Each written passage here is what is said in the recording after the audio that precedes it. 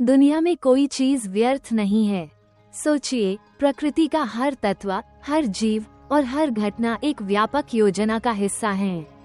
यह विचार हमें सिखाता है कि हमारे जीवन में जो कुछ भी होता है उसका एक उद्देश्य है। नियति यानी वो अंतिम परिणाम जिसे हम टाल नहीं सकते, हमारे कर्मों और विचारों का परिणाम है। क्या आपने कभी सोचा है कि हमारी हर छोटी छोटी क्रिया का एक बड़ा प्रभाव होता है? जैसे एक पत्ते का गिरना भी एक चक्र का हिस्सा है। प्रारब्ध या भाग्य हमें बताता है कि हम किस दिशा में बढ़ रहे हैं।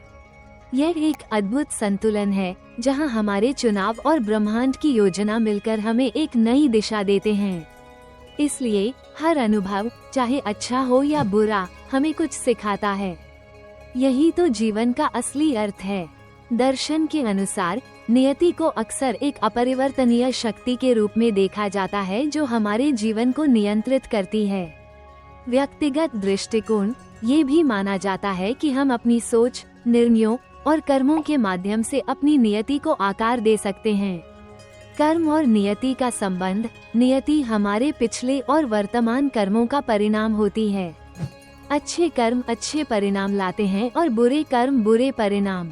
प्रारब्ध का अर्थ है वो कर्मफल जो इस जन्म में भोगने के लिए तय है। ये हमारे पिछले जन्मों के कर्मों का वो हिस्सा है जो अब फलित हो रहा है और जिसे हम टाल नहीं सकते।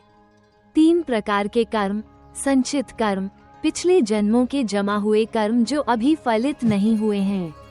प्रारब्ध कर्म, वही कर्म जो वर्तमान जीवन में फल देने के लिए तैयार हैं। क्रियमाण कर्म, जो कर्म हम इस जीवन में अभी कर रहे हैं और जो भविष्य को प्रभावित करेंगे। प्रभाव, प्रारब्ध को बदला नहीं जा सकता, लेकिन इसे स्वीकार करने का तरीका और उसका असर हमारे वर्तमान के निर्णयों पर निर्भर करता है।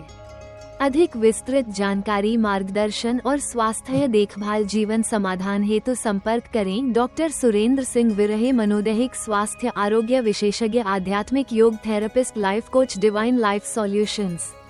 लाइक, फॉलो, शेयर, सब्सक्राइब करें। धन्यवाद।